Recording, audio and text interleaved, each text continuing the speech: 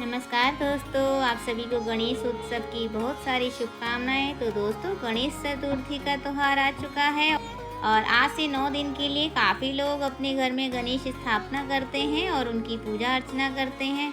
क्योंकि कहते हैं कि गणेश चतुर्थी के बाद जो भी 9 दिन तक गणेश भगवान की पूजा करता है, भगवान गणेश उनकी खुद धरती पर आकर पूजा को स्वीकार करते हैं और उनकी सभी मनोकामना को पूरा करते हैं। तो मैंने भी अब हर साल की तरह अपने घर में गणेश जी स्थापित किए हैं और उनकी पूजा अर्चना की है। तो वो मैं आपको दिखाने जा रही हूँ कि अगर आप भी गणेश स्थापना अपने घर में करना चाहते हैं तो किस प्रकार से करना चाहिए, तो वो देख लीजिए।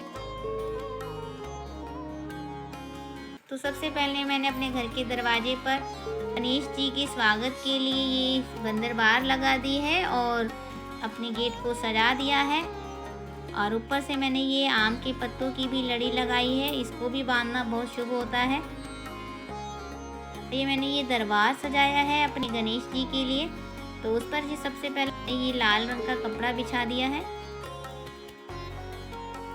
और इस कपड़े के ऊपर यहाँ पर मैंने गणेश स्थापना करनी है। वहाँ ये चावल रख दिए हैं और उनको मैं ये स्वास्तिक की तरह बना दूंगी।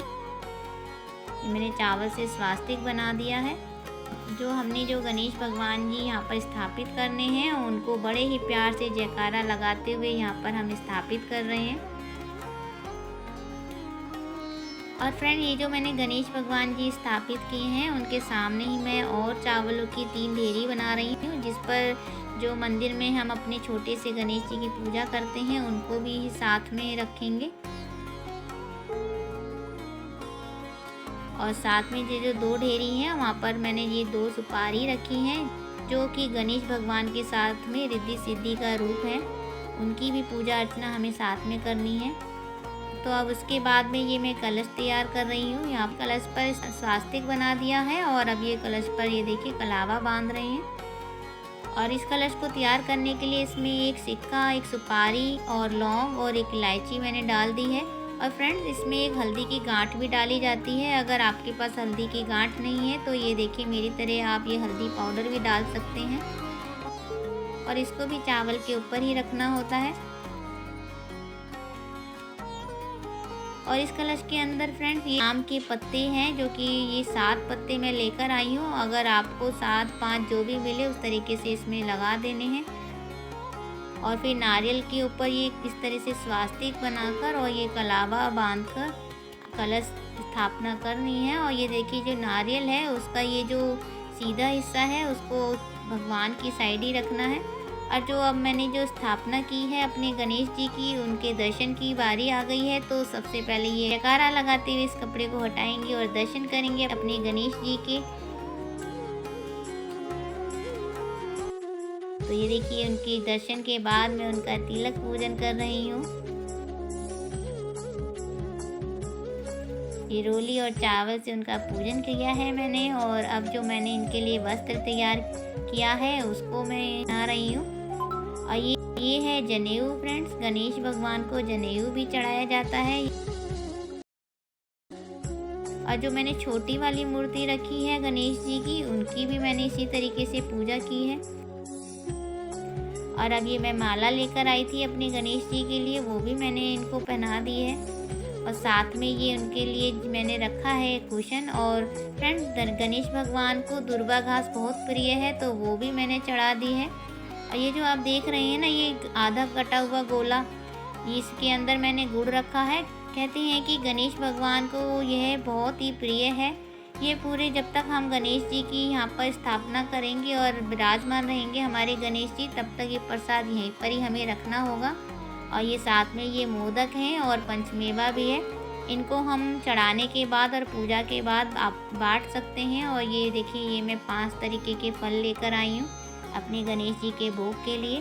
तो आपको भी अगर मिल जाए तो अच्छी बात है, अगर ना मिले तो आप 1 या 2 फल भी गणेश जी को अर्पित कर सकते हैं। भगवान गणेश श्रद्धा से हर चीज़ को स्वीकार करते हैं। और उसके बाद ये देखिए मैंने फूलों की माला पहना दी है। और अब उनको ये देखिए कि ये मैं उनको पान चढ़ा रही हूँ। इसके अंदर मैंने मिश्री, लौंग, इलायची रख दी है और सुपारी रखी है, जो कि गणेश भगवान जी का भोग है।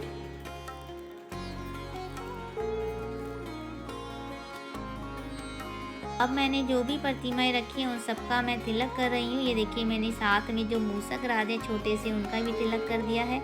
यहाँ पर अब रिद्धि सिद्धि जी जो हैं और उनका भी पूजन कर रही हूँ।